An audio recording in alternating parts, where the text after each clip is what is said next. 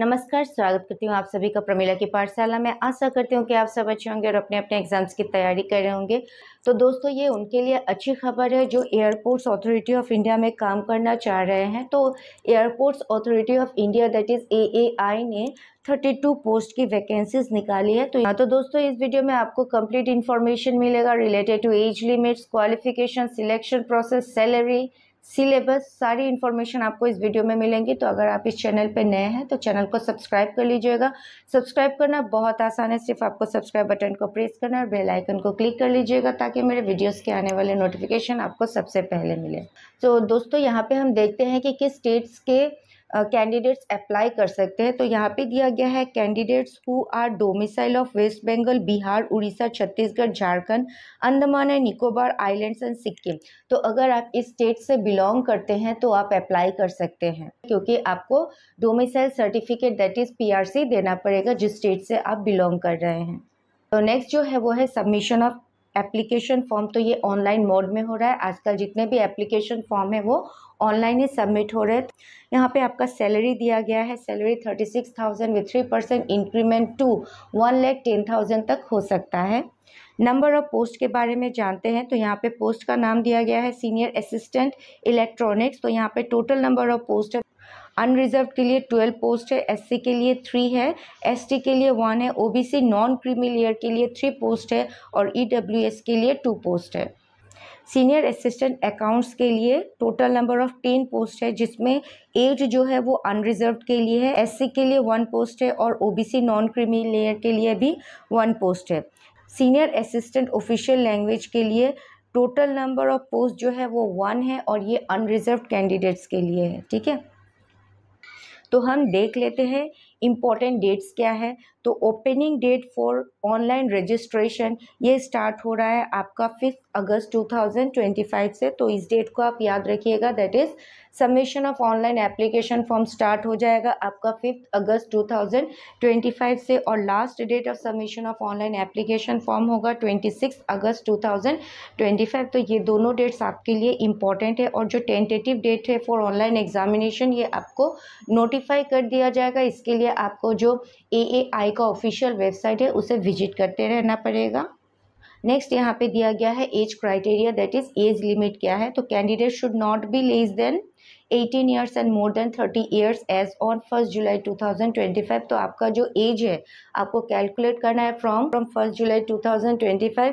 अगर इस डेट से आपका एज 18 ईयर्स से कम हो रहा है तो आप अप्लाई नहीं कर सकते हैं, और अगर 30 ईयर्स से ज़्यादा हो रहा है तो भी आप अप्लाई नहीं कर सकते हैं। तो इस डेट को आप याद रखिएगा। अगर आप OBC नॉन क्रीमी लेयर के कैंडिडेट हैं तो आपको 3 ईयर्स का रिलैक्सेशन मिलेगा। अगर आप ST या SC के कैंडिडेट हैं तो आपको 5 ईयर्स का रिलैक्सेशन मिलेगा।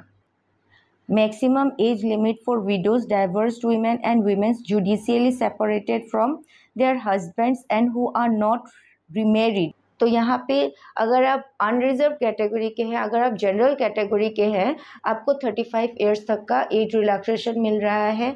अगर आप ST या SC कैंडिडेट के हैं तो आपको 40 ईयर्स तक का एज रिलैक्सेशन मिल रहा है, और अगर आप OBC कैटेगरी के हैं तो आपको 38 ईयर्स तक का एज रिलैक्सेशन मिलेगा। लेकिन यहाँ पे भी कंडीशन दिया गया है कि अगर आप विडो है तो आपके पास डेथ सर्टिफिकेट ऑफ हस्बैंड होना पड़ेगा and an affidavit that you have not remarried. ठीक है, आपने फिर से शादी नहीं किया है, उस आपको एफिडेविट प्रोवाइड करना पड़ेगा। और अगर आप जुडिशियली सेपरेटेड है तो उसके लिए भी आपको सर्टिफिकेट देना पड़ेगा। तो ये कुछ एज क्राइटेरिया है जो आपको फिलफिल करना पड़ेगा अगर आप एज रिलैक्सेशन ले रहे हैं तो।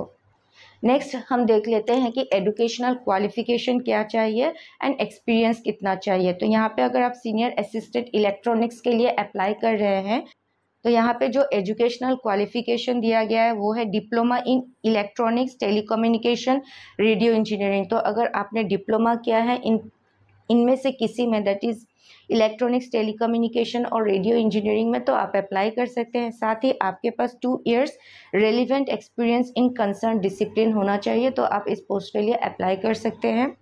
सीनियर असिस्टेंट अकाउंट्स के लिए जो एजुकेशनल क्वालिफिकेशन है वो है, अगर आप ग्रेजुएट है फ्रॉम BCom तो आप अप्लाई कर सकते हैं, और यहाँ पे भी आपको 2 years relevant experience in the concern discipline चाहिए। तो you should have 2 years experience in the same field.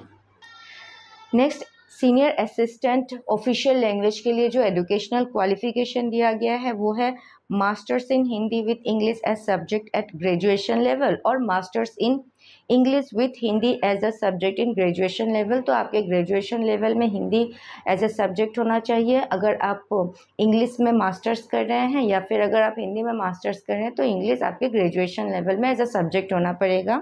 Next दिया गया है, अगर आप मास्टर्स कर रहे हैं कोई भी सब्जेक्ट में तो आपका ग्रेजुएशन लेवल में हिंदी या फिर इंग्लिश कंपलसरी सब्जेक्ट या फिर ऑप्शनल सब्जेक्ट होना चाहिए।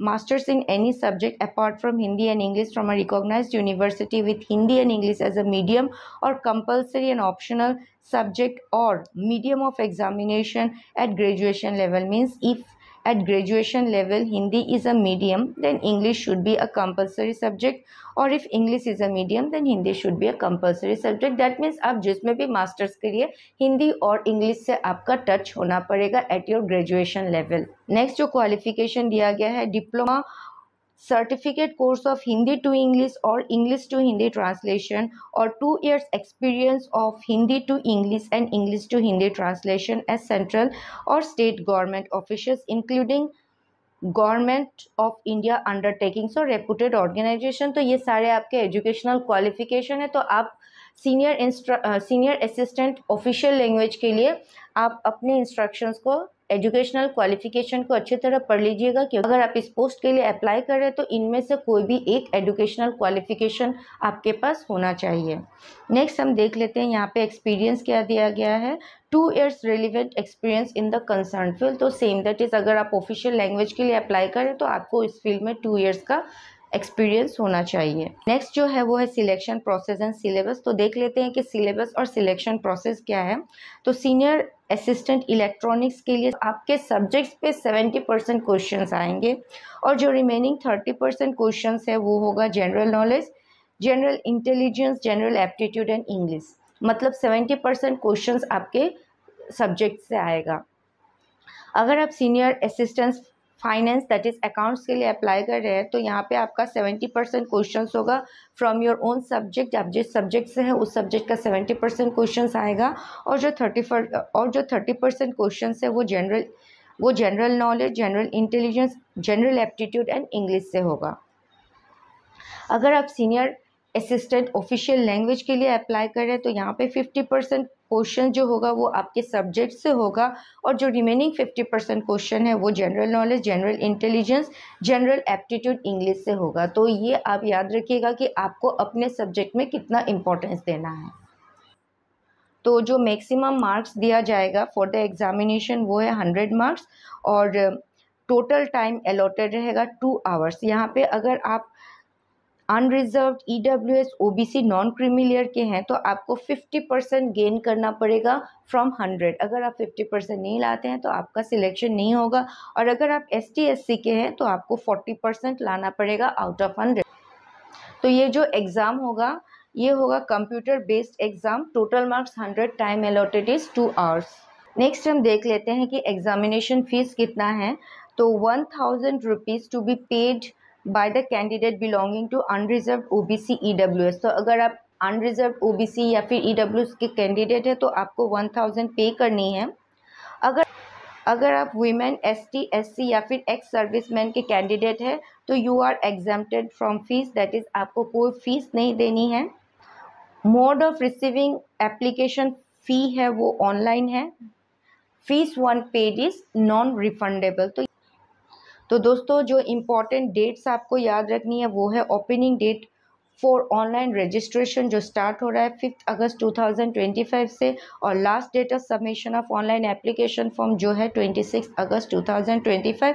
तो ये दोनों डेट्स आपको याद रखनी है और जब भी आप फॉर्म फिलअप करें तो इंस्ट्रक्शंस है उसे आप अच्छी तरह पढ़ लीजिएगा। सारे इंस्ट्रक्शंस पढ़ने के बाद ही आप अपना फॉर्म सबमिट करिएगा और जब भी फॉर्म सबमिट करें तो उसका प्रिंट जरूर लीजिएगा। तो दोस्तों आशा करती हूँ कि दिए गए इन्फॉर्मेशंस आपके लिए हेल्पफुल रहे होंगे और अगर ये वीडियो आपको पसंद आया होगा तो प्लीज़ मेरे चैनल को लाइक शेयर सब्सक्राइब जरूर करिएगा। मिलते हैं आपसे अगले वीडियो में ऐसे ही कुछ और इन्फॉर्मेशंस के साथ। तब तक के लिए keep practising, keep watching. Thank you.